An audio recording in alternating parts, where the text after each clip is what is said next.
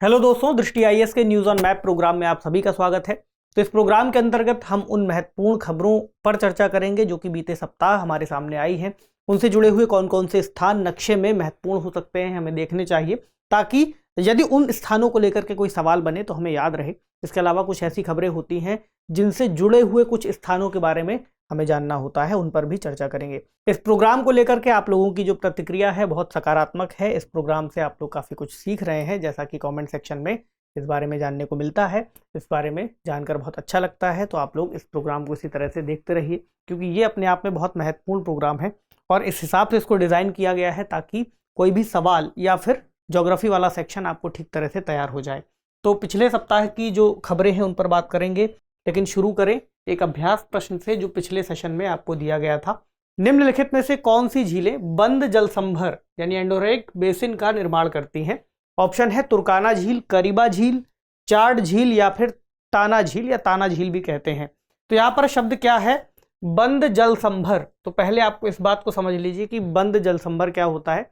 एक ऐसा स्थान जहाँ पर कोई नदी जाकर के फिर अंतिम रूप से वहाँ पर खत्म हो जाती है और उसके आगे किसी भी खुले समुद्र या किसी अन्य स्थिति से नहीं मिलती। तो ऐसी ही कुछ झीलें होंगी जहाँ पर कुछ नदियाँ आकर के खत्म हो जाती हैं। तो ऐसी कुछ झीलों की चर्चा है, जैसे तुर्काना झील, करीबा झील, चार्ड झील और ताना झील। आपको बताना है कि कौन सी झीलें हैं जो बंद जलसंभर हैं। तो पहले देखें तुर्काना झील को। तो तुर्काना झील यहाँ पर है, ये इस मैप पर भी आप इसको यहाँ पर लोकेट कर सकते हैं। तो कह सकते हैं कि यह एक बंद जलसंभर की तरह कार्य करती है और उसमें एक नदी आकर के मिलती है। तो पहला जो ये वाला विकल्प हो जाएगा, ये सही है। उसके बाद करीबा झील, चार्ड झील और ताना झील। तो करीबा झील कहाँ है? लेक करीबा आपको यहाँ मिल जाएगी और इसको इस मैप पर भी देख सकते हैं। तो ये जिम्बाब्वे के पास, जिम्बाब्वे और जाम्बिया के सीमा के आसपास मौजूद है। इस झील की खास बात यह है कि एक तरह के बांध पर बनी हुई है, बांध के निर्माण के रूप में इस झील का विकास हुआ है। ऐसे में इसको हम जलसंभर नहीं मानेंगे, तो ये गलत है। उसके बाद आएगी चार्ड झील और ताना झील। इसको देख लें, चार्ड झील कहाँ है? यहाँ दूसरे मैप पर भी देखना जरूरी है कि ताकि आपको सीमाएं दिख जाएं उन देशों की जिसके साथ यह झील सीमा साझा कर रही है। तो ये झील 4 देशों के अंतर्गत आती है, नाइजर, चाड, नाइजीरिया और कैमरून। यहाँ पर एक 4 ही नदी आपको दिखेगी जो जाकर के इसमें मिलती है। तो ये इसका उदाहरण है। और अगला है टाना झील। तो टाना झील कहाँ है? इसको देखें, लेक टाना आपको मिलेगी यहाँ पर। लेक टाना की विशेषता यह है कि जो ब्लू नील नदी है वो इसके अंतर्गत निकलती हुई मानी जाती है। तो ये यहाँ से नई नदी को निकाल रही है, ना कि यहाँ पर आकर के नदी को ही मिल रही है। इस हिसाब से ये इसका उदाहरण नहीं होगी। तो टाना झील नहीं है, चार्ड झील है। पहला और तीसरा यहाँ पर सही है, यानी ऑप्शन सी इसका सही उत्तर है। आप में से कई लोगों ने इसका उत्तर सही दिया है कमेंट सेक्शन में, और जिन्होंने नहीं दिया है वो अब इसको देख करके सीख सकते हैं कि कहाँ पर गलती हुई थी। अब बढ़ें पहले सवाल की तरफ, और पहली खबर क्या है? हाल ही में तुर्की के द्वारा अल असद शासन से संपर्क किए जाने के बाद सीरिया का विपक्ष असहज हो गया है। तो प्रश्न में दिया गया है 2 स्टेटमेंट। पहला, तुर्की का अधिकांश हिस्सा ग्लोब के जिस हिस्से में है उसे एशिया माइनर कहा जाता है। दूसरा, मेसोपोटामिया की सभ्यता को सिंचित करने वाली 2 प्रमुख नदियां पूर्वी अनातोलिया क्षेत्र से निकलती हैं। आपको बताना है कौन सा या कौन से कथन यहाँ पर सही है। तो पहले मैप में देख लेंगे, फिर उत्तर मिल जाएगा। तो तुर्की का अधिकांश हिस्सा जहां है उसे क्या कहते हैं? एशिया माइनर, ऐसा कथन कह रहा है। तुर्की कहाँ है, या तुर्की इसका नया नाम यहाँ पर है। अब इस हिस्से को कहते हैं एशिया माइनर, या फिर इसे ही कहते हैं एनातोलिया। इससे जुड़ा हुआ एक सवाल इसके पहले यूपीएससी पूछ चुकी है कि एक क्षेत्र कहाँ है। इस क्षेत्र को 2 तरह से हम देख सकते हैं। पहला, अनातोलिया का पठार। अगर हम इसे पठारी रीजन के हिसाब से देखेंगे तो यहाँ पर आपको ये जो हिस्सा दिख रहा है इस्तांबुल के पास से अलग होकर के कुछ इतना हिस्सा इसका कवर हो जाएगा, अगर पठार के रूप में देखेंगे। और अगर हम इसे एक प्रायद्वीप के रूप में देखेंगे तो प्रायद्वीप का मतलब है कि जो 2 यहाँ पर वाटर बॉडीज से हम एक रेखा खींच सकते हैं, और जितना हिस्सा बाहर है उसको हम प्रायद्वीप कह सकते हैं। तो ये बात सही है। तो पहला स्टेटमेंट यहाँ पर सही हो जाएगा। और दूसरा वाला कहता है कि मेसोपोटामिया की सभ्यता को सिंचित करने वाली 2 प्रमुख नदियाँ, वो नदियाँ कौन कौन सी हैं? एक है टिग्रिस और दूसरी है यूफ्रेट्स, जिन्हें हम दजला और फरात के नाम से जानते हैं। तो दोनों नदियां लगभग इसी के पास से निकलती हैं और फिर आगे जा कर के एक वहां पर जलधारा का निर्माण करते हुए पर्शियन गल्फ में यानी फारस की खाड़ी में गिर जाती हैं। तो जो दूसरा स्टेटमेंट होगा वो भी सही हो जाएगा। पूछा है कौन सा या कौन से सही हैं, तो ऑप्शन सी में इसका आपको उत्तर मिल जाएगा कि दोनों ही कथन सही हैं। आगे बढ़ें अगली खबर की तरफ। हाल ही में तंजानिया की राष्ट्रपति सामिया सुलू हसन ने लोकतांत्रिक परंपराओं की बहाली की मांग पर पिछले राष्ट्रपति के द्वारा 2016 में विपक्षी रैलियों पर लगाए गए 6 वर्षीय प्रतिबंध को हटाया है, जिस वजह से यह देश चर्चा में आ सकता है। क्योंकि अफ्रीकी देश है तो इससे सवाल कई सारे बनते रहते हैं उस क्षेत्र की अलग अलग व्यवस्थाओं और बदलती हुई परिस्थितियों को देखते हुए। तो तंजानिया के संदर्भ में आपको निम्न कथनों पर विचार करना है। पहला, तंगानिका, मलावी, विक्टोरिया आदि झीलें इसकी अंतर्राष्ट्रीय सीमा पर हैं। दूसरा, महान अफ्रीकी भ्रंश घाटी का विस्तार केवल इसके पश्चिमी भाग में है। आपको बताना है इसमें सही कथन कौन से हैं। देखें, पहले तंगानिका, मलावी और विक्टोरिया झीलों के बारे में जो कहा है, तो तंजानिया की लोकेशन दोनों ही नक्शों पर हम देखेंगे। पहले यहां देख लें, तंजानिया है यहां, इसके उत्तर में आपको दिख जाएगी लेक विक्टोरिया, इसके पश्चिमी क्षेत्र में आपको तंगानिका झील मिल जाएगी और इसके दक्षिणी हिस्से के आसपास आपको लेक मलावी या मलावी झील, इसी को न्यासा भी कहते हैं, दिख जाएगी। तो इसको इस मैप पर भी आप देख सकते हैं, ये वाला क्षेत्र इसके अंतर्गत ये आ जाएगा। ठीक, तो पहला जो स्टेटमेंट है ये सही है। उसके बाद कहा है महान अफ्रीकी भ्रंश घाटी का विस्तार केवल इसके पश्चिम में है। तो भ्रंश घाटी को अगर आप देखेंगे तो यहाँ पर आपको दिखाई देगी, कुछ यहाँ से इसके ब्रेक आने शुरू हुए हैं, यहाँ पर भ्रंश ऐसा बनता हुआ जा रहा है। तो यहाँ पर जो भ्रंश हुआ है, भ्रंश का मतलब दो जो क्षेत्र हैं वो आपस में टूटी है भू स्थिति, उसके बीच में कुछ झीलों का भी निर्माण हुआ है। जैसे आपको यहाँ दिखेगी लेक मनियारा, यहाँ पर लेक नाट्रोन। तो अगर इसी भ्रंश को आप यहाँ देखें तो यहाँ आपको लाल रंग से दिख जाएगा, ये तंजानिया का नक्शा है।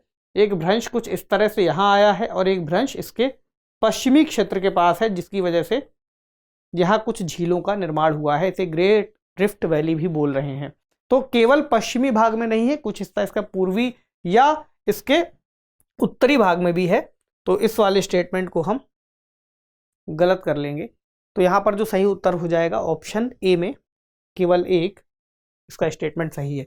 अगर यहाँ पर केवल ना भी लगाते और इसके पश्चिमी के साथ साथ कुछ अन्य क्षेत्रों की बात होती तो फिर इसको सही मानने की दिशा में बढ़ सकते थे। चलिए अगली खबर है कि हाल ही में तहरीक-ए-तालिबान पाकिस्तान यानी टीटीपी ने पाकिस्तान के प्रधानमंत्री समेत शीर्ष राजनीतिक नेतृत्व को धमकी दी है। प्रश्न क्या है, पाकिस्तान के निम्नलिखित में से किस प्रांत या किन प्रांतों से सिंधु नदी नहीं गुजरती है? बहुत अच्छा सवाल है, क्योंकि पाकिस्तान के बारे में अगर कोई चर्चा है उससे कैसा सवाल बन सकता है जो भारत से भी रिलेटेड हो। तो यहाँ विकल्प दिए हैं खैबर पख्तूनख्वा, बलूचिस्तान, पंजाब और सिंध। नक्शे में देखेंगे फिर हमें पता चलेगा सिंधु नदी की चर्चा कहाँ से है। पहले तो एक क्षेत्र पंजाब की चर्चा कर लेते हैं, जहाँ पर भारत से कई सारी नदियाँ जाती हैं। जैसे कि एक नदी है सतलज या सतलुज, जो कि मानसरोवर झील के पास से निकलते हुए फिर यहाँ चली जाती है। इसके बाद रावी नदी आपको दिख जाएगी, ठीक, ब्यास नदी भी यहाँ पर ही है। उसके बाद चिनाब नदी, फिर झेलम नदी, ये सभी मिलकर के आगे बढ़ती हैं और जाकर के पंचनद वाले क्षेत्र के पास मिल जाती हैं। अगर एक सवाल इसके पहले यूपीएससी ने पूछा था कि जो दो नदियां हैं मिलकर के कहाँ, कौन सी नदी सिंधु नदी में मिलती है, ऑप्शन में चिनाब भी था, सतलज भी था, तो इसका उत्तर चिनाब माना गया है। हालांकि इसका सही उत्तर पंचनद होगा, वहां पर इसे पंचनद कहते हैं, लेकिन अगर पंचनद ना लिखा हो तब आप फिर चिनाब पर मार्क कर सकते हैं। अब सिंधु नदी को देख लें तो सिंधु नदी भी यहाँ से लद्दाख वाले क्षेत्र के पास से जाती है और फिर यहाँ ये पंजाब और खैबर पख्तूनख्वा के बीच में कुछ सीमा बनाते हुए दक्षिण की ओर बढ़ती है। तो यहाँ पर आप देखेंगे इसका एक प्रांत है जो सिंधु नदी के अंतर्गत नहीं आता, वो है बलूचिस्तान। ये एलिमिनेट हो जाएगा। आते कौन कौन से, खैबर पख्तूनख्वा, पंजाब और सिंध। तो इसमें आपको मिल जाएगा ऑप्शन दूसरे में है जो कि नहीं गुजरती पूछा है, तो यहाँ पर ऑप्शन सी इसका उत्तर मिल जाता है। आगे बढ़ें। अगली खबर, हाल ही में संयुक्त राज्य अमेरिका के कैलिफोर्निया राज्य ने आने वाले तूफान से पहले आपातकाल की घोषणा की है? प्रश्न क्या है? उत्तरी अमेरिकी महाद्वीप के भौतिक मानचित्र को ध्यान में रखते हुए निम्न कथनों पर विचार कीजिए। पहला, अपलेशियन पर्वत यूएसए में अटलांटिक तट के समानांतर विस्तृत है।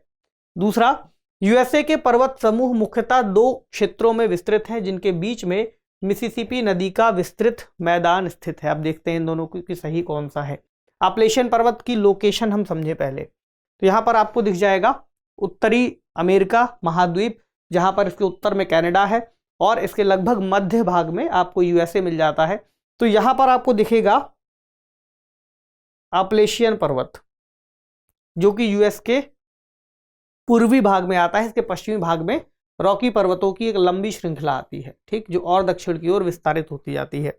तो अपलेशियन पर्वत का एक महत्व अगर आप निकालें तो औद्योगिक युग के समय आपको दिखाई देगा, जहां पर यहां से प्रचुर मात्रा में खनिज संसाधनों की खुदाई और उनका इस्तेमाल किया जा रहा था। यहाँ से बिजली बनाना, बाकी सभी चीज़ों का इस्तेमाल ये लोग कर रहे थे। अब दूसरा स्टेटमेंट कहता है कि यूएसए के पर्वत समूह मुख्यतः दो क्षेत्रों में विस्तृत है जिनके बीच में मिसिसिपी नदी का यहाँ पर मैदान है। तो ये बात भी सही है, एक पश्चिमी और एक पूर्वी, और ये अटलांटिक तट के समानांतर भी है, ये बात भी सही है, और बीच में जो मिसिसिपी नदी है उसका मैदान भी आता है। दोनों ही स्टेटमेंट आपको सही मिल जाएंगे। ऑप्शन सी, ठीक है। अगली खबर, हाल ही में नोर्मा लूसिया पिना हर्नांडेज मैक्सिको के सर्वोच्च न्यायालय की पहली महिला मुख्य न्यायाधीश बनी है। ये खबर भी महत्वपूर्ण है, अगर इनका नाम कहीं आपको पढ़ने को या सवाल के रूप में मिल जाए तो याद रखिएगा। इन सवालों से जुड़ी हुई जो खबरें हैं उनको भी विशेष रूप से ध्यान दीजिए, क्योंकि कई बार खबरों से भी प्रश्न बन जाते हैं। तो निम्नलिखित में से किसका या किनका संबंध मैक्सिको से है? कैलिफोर्निया की खाड़ी, युकाटान चैनल, फ्लोरिडा जल संधि, या फिर सिटला टेपेटल या पिको डी ओरिजाबा। तो देखते हैं यहाँ पर कौन कौन मैक्सिको से संबंधित हैं। ये है मैक्सिको देश, यहाँ पर दिख रहा है। तो गल्फ ऑफ कैलिफोर्निया कहाँ पर है? ये यहाँ पर मैक्सिको से संबंधित है, ठीक बात है, मैक्सिको के पश्चिम भाग में है। युकाटान पेनिनसुला आपको यहाँ मिल जाएगा, ठीक। उसके बाद एक माउंटेन की बात है, ये पिको डी ओरिजाबा, लगभग 5700 मीटर इसकी ऊंचाई है। इसके अलावा जो फ्लोरिडा जल संधि वाली बात है वो यहां पर है, तो इसका संबंध यूएसए से है, ना कि मैक्सिको से। तो ये यहां पर एलिमिनेट हो जाएगा। तो किसका संबंध है? पहला, दूसरा और चौथा, ये विकल्प आपको मिलेगा ऑप्शन बी में, ठीक है। चलिए अगली खबर, हाल ही में बुल्गारिया ने पड़ोसी तुर्की के साथ एक दीर्घकालिक समझौते पर हस्ताक्षर किए हैं जो उसे तरलीकृत प्राकृतिक गैस यानी कि एलएनजी टर्मिनलों तक पहुंच प्रदान करेगी। तो यहां पर क्या प्रश्न है? निम्नलिखित कथनों पर विचार कीजिए। पहला, कैस्पियन सागर के कुछ तटीय देश भू आबद्ध हैं। दूसरा, काला सागर के कुछ तटीय देश भू आबद्ध हैं। और तीसरा, लाल सागर के कुछ तटीय देश भू आबद्ध हैं। आपको बताना है कि कौन सा या कौन से कथन सही है। दरअसल यह जो सवाल है अपने आप में, इसमें आपको 10 से 15 सेकंड का समय लगना चाहिए अगर आपने कुछ चीज़ों को बहुत ठीक से समझा है। क्योंकि कैस्पियन सागर की अगर हम बात करें तो आप जानते हैं कि कैस्पियन सागर अपने आप में एक भू आबद्ध है और एक तरह की झील का उदाहरण है, ठीक है। तो यहाँ पर जितने भी देश इससे जुड़े हुए हैं वो सभी भू आबद्ध होंगे यदि उनको कोई और तट नहीं मिलता, जो कि यहाँ पर नहीं मिलता। तो ये बात एकदम ठीक बात है कि जितने भी होंगे भू आबद्ध हैं, ठीक। उसके बाद काला सागर के कुछ तटीय देश भू आबद्ध हैं और लाल सागर के, तो ये दोनों ही स्टेटमेंट गलत हो जाएंगे, क्योंकि काला सागर या लाल सागर अपने आप में खुले हुए सागरों के उदाहरण हैं जो कि मेन बॉडी से जुड़ जाते हैं, मेन वाटर बॉडीज तक पहुंचते हैं। ये लाल सागर की स्थिति है। तो इनसे जुड़े हुए जो भी देश होंगे इनके तट पर अपने आप में वो भू आबद्ध नहीं होंगे। भू आबद्ध की परिभाषा में कह सकते हैं कि ऐसी वाटर बॉडी जो अपने आप में खुले समुद्र तक जुड़ती है, जो नहीं जुड़ती वो अपने आप में भू आबद्ध ही कहलाएगी। तो इसका जो उत्तर है कि कौन सा कथन सही है, ऑप्शन ए, यानी कि केवल एक। चलिए अगली खबर, हाल ही में प्रकाशित एक शोध के मुताबिक एशियाई हाथियों ने नीलगिरी आरक्षित क्षेत्र में अपने अधिकांश आवासों को खो दिया है।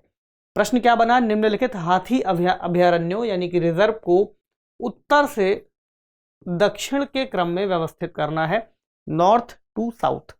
संबलपुर हाथी रिजर्व, दांडेली हाथी रिजर्व, सिंघभूम हाथी रिजर्व और शिवालिक हाथी रिजर्व बताना है क्या होगा इनका सही क्रम।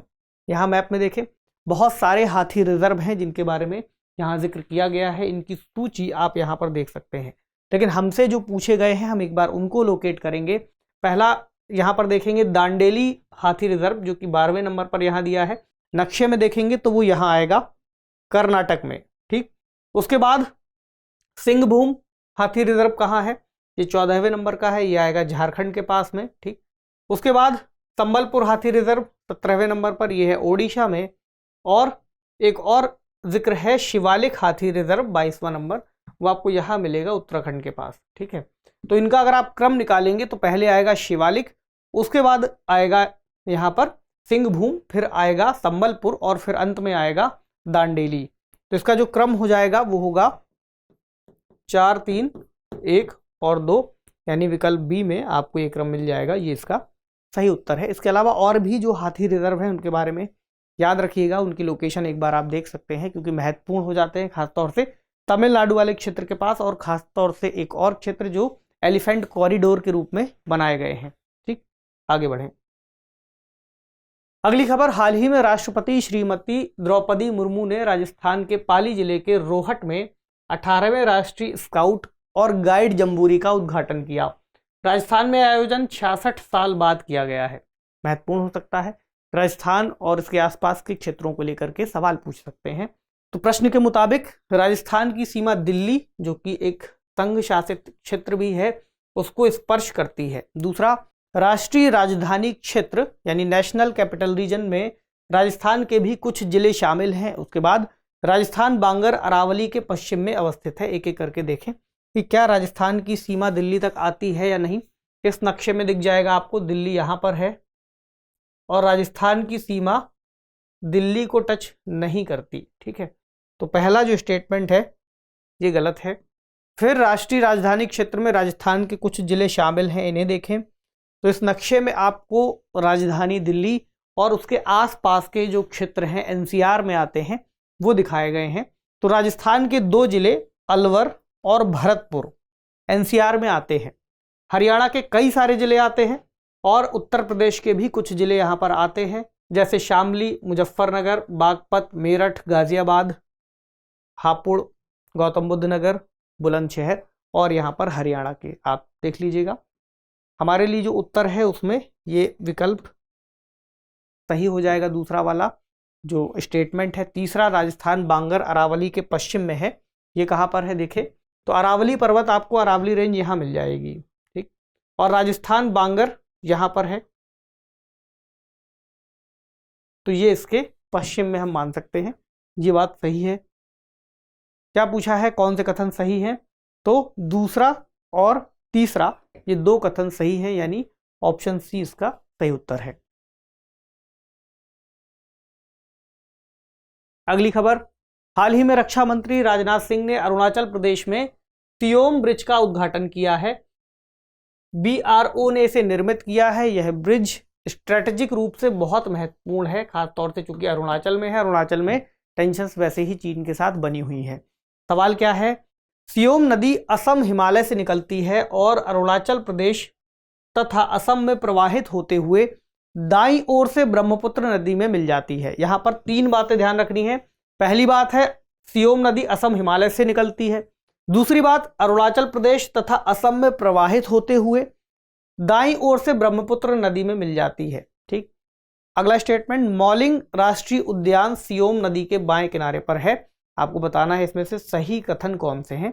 पहले वाले से देखें कि सियोम नदी असम हिमालय से निकलती है या फिर नहीं।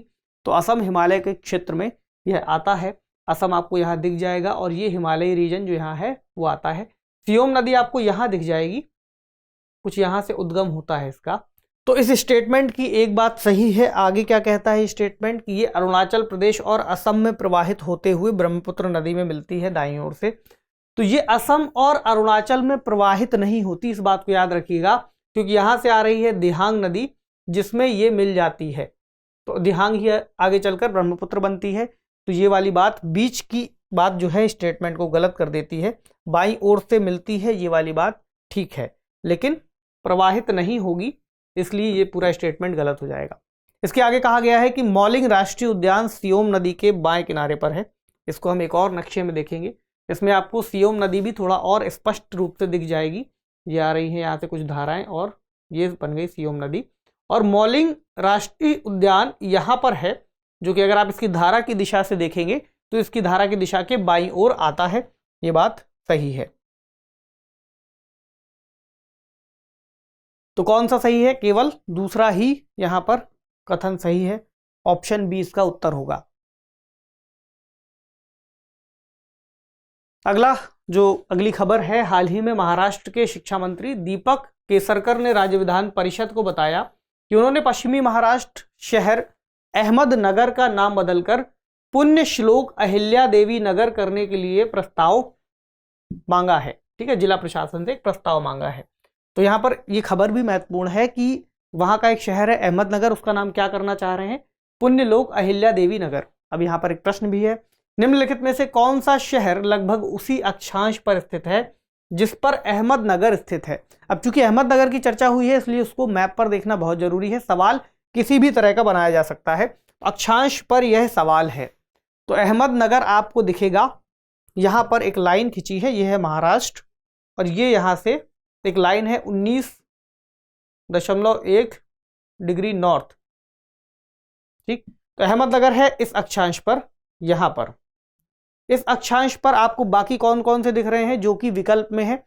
जैसे कि विकल्प में दिया हुआ है नागपुर, नासिक, पुणे और मुंबई। इनमें से कौन सा है?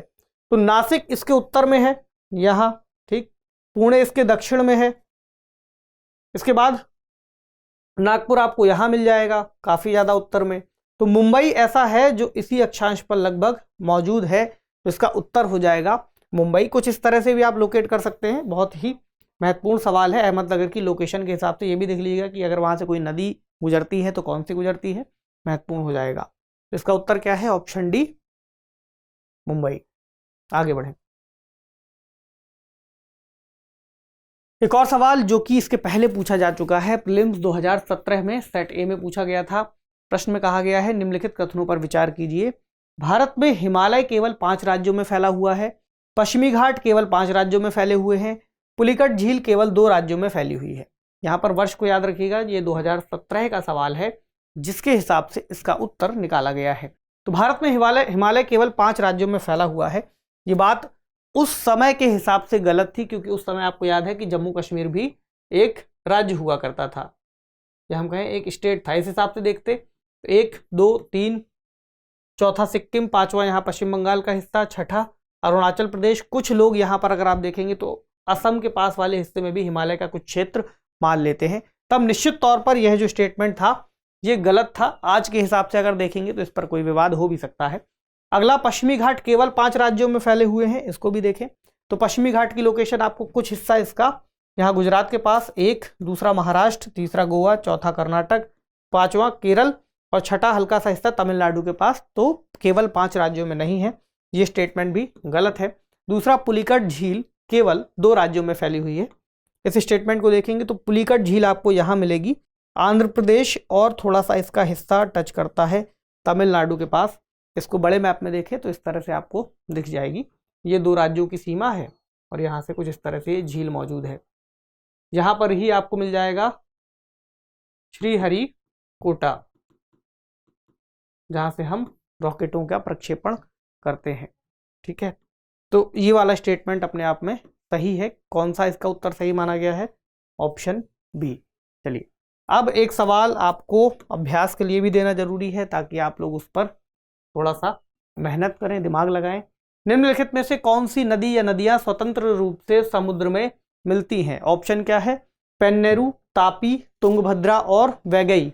इसमें आपको सही कूट का चुनाव करना है और इसका उत्तर देना है। इसके लिए सबसे अच्छा तरीका है कि आप मानचित्र निकाल लें, उनमें इनकी एक एक करके लोकेशन देखें, फिर इसका उत्तर कमेंट सेक्शन पे डाल दें। अगले सेशन में इसका जो सही उत्तर होगा वो आप तक लेकर के आएंगे और कुछ नए सवाल जो महत्वपूर्ण होंगे। तब तक आप पढ़ते रहिए, इन सभी सवालों का एक बार रिवीजन कर लीजिए। शुक्रिया।